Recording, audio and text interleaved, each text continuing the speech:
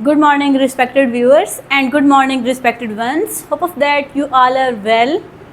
Welcome to my YouTube channel, Success with Mama Mara. Hope of that you all are good, you all are well, and hope of that you enjoy my teaching. As you better know that we are trying to discuss our syllabus. As you better know that we have discussed class 10th, chapter number 1st, paragraph number 1, 2, 3 or 4. Okay. Today we are going to discuss about paragraph number 5 or 6. Okay. Okay, before to start our today learning, I want to share with you a beautiful moral lesson of a story. Okay. I want to give you a very good lesson, very good moral lesson, that is try again till you succeed. What a beautiful moral is it. کتنا ایک خوبصورت سی کتنا ایک سندر سی بات اس moral کے اندر ہم آپ سے شیئر کی جا رہی ہے، جو کہ یعنی میں آپ سے شیئر کرنا چاہتی ہوں، وہ یہ کہ نا ٹرائی اگین، یعنی اس وقت تک کوشش کریں، try again till you succeed, یعنی جب تک آپ یعنی کامیاب نہ ہو جائیں. اوکے. کتنا ایک خوبصورت سی اور کتنا ایک گہری بات، کتنا ایک سندرتا کی بات یہاں پر ہمیں کی جا رہی ہے. یہاں پر جو ہے میں آپ لوگوں سے شیئر کر رہی ہوں، یہاں پر میں آپ لوگوں کو بتا رہی ہوں کہ بیٹا ٹرائی اگین، اس وقت تک کوشش کریں. ایک دفعہ ناکام ہوئے کوئی بات نہیں، دوبارہ کوشش کریں. پھر سے ناکام ہوئے کوئی بات نہیں، دوبارہ سے کوشش کریں. پھر سے ناکامی ہوئی، دوبارہ سے کوشش کریں. یعنی اس وقت تک کوشش کرتے رہیں جب تک سفلتا نہ پا لیں، جب تک سفلتا کو انجوائے نہ کر لیں، جب تک سفلتا آپ کے حصے میں نہ آ جائے، اس وقت تک لگے رہیں، کامیابی کے لیے اسٹرگل کرتے رہیں. Okay. Today we are going to discuss about our chapter number 1st, paragraph number 5. Okay. As you better know that in my previous lecture I have discussed with you some important rights of women, which are introduced by Hazrat Muhammad, peace be upon him. Okay. Hope of that you understand it. Okay. Today we are going to discuss about paragraph number 5. Okay. Let's start. We try to understand it. Okay.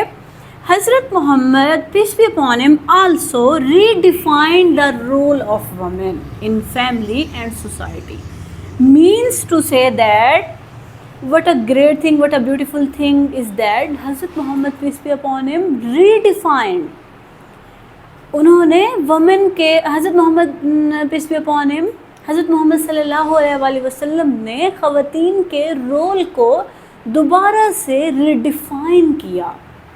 کس کے اندر؟ Family کے اندر اور پھر society کے اندر. یعنی women کا جو role تھا وہ تو پہلے سے بھی تھا نا، یعنی ہمیشہ سے وومن اپنا ایک رول پلے کر رہی ہیں.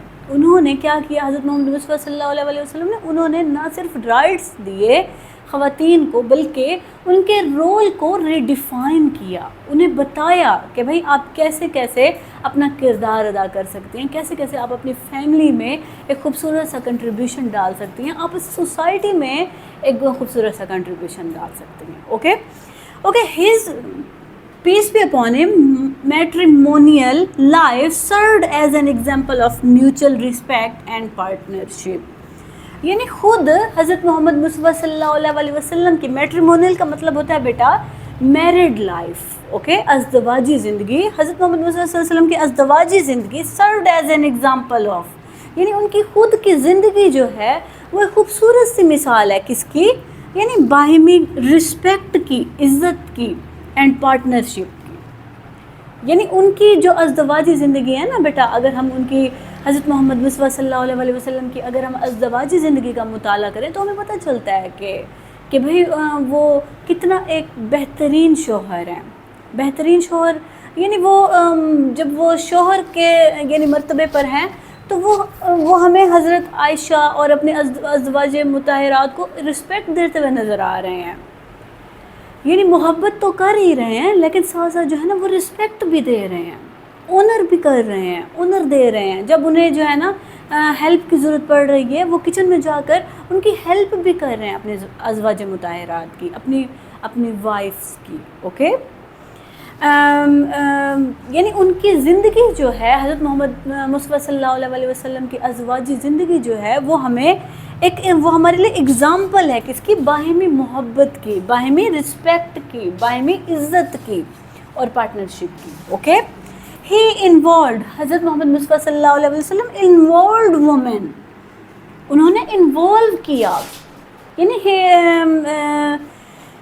ہی involved women in public matter, انہوں نے عوامی معاملات میں خواتین کو جو ہے نا وہ لے کر آئے، انہیں انوالو کیا. allowing them، انہیں عزت دی، انہیں اجازت دی ٹو وائس دیئر اوپینین، کہ بھائی وہ اپنی اوپینین رکھ سکتی ہیں، وہ اپنی آراء کو جو ہے نا بلند کر سکتی ہیں. اوکے، پارٹیسپیٹس ان ٹریٹیز، وہ معاہدوں میں شرکت کر سکتی ہیں. Okay, and even served in combat when necessary, اور وہ یعنی جنگوں میں بھی حصہ لے سکتے ہیں. کمبیٹ کا مطلب ہوتا ہے جنگوں میں حصہ لینا. یعنی what a great respect he had given to women. حضرت محمد مصطفیٰ صلی اللہ علیہ وسلم had given to women. Okay, I hope of that you understand it. Okay, let's start our paragraph number 6. Paragraph number 6 is about orphan. Orphans mean یتیم. یتیم کون ہوتا ہے بیٹا؟ یتیم وہ ہے جس کے والد گرامی جو ہیں اس دنیا سے رخصت ہو جائیں. Okay, orphans were very helpless in that time before اسلام، یعنی اسلام سے پہلے orphans جو تھے، یعنی جو ہے یتیم جو تھے، وہ بالکل جو ہے نا ہیلپ لیس تھے. ہیلپ لیس سے مراد کیا ہوتا ہے بیٹا؟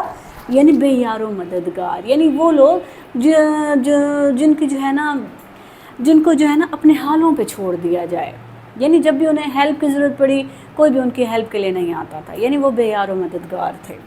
اچھا، حضرت محمد peace be upon him said, حضرت محمد صلی اللہ علیہ وسلم نے فرمایا that those who care for orphans، یعنی جو یتیموں کی جو ہے نا کیئر کرتا ہے یا جو کرے گا، ول بی کلوز ٹو ہم، جو یعنی یتیموں کی ہیلپ کرتا ہے یا ان کے لیے یعنی خدمت کے لیے آگے بڑھتا ہے، تو وہ کہتے ہیں کہ ول بی کلوز، وہ ہمیشہ جو ہے نا میرے ساتھ میرے کلوز رہے گا ان پیراڈائز، جنت میں.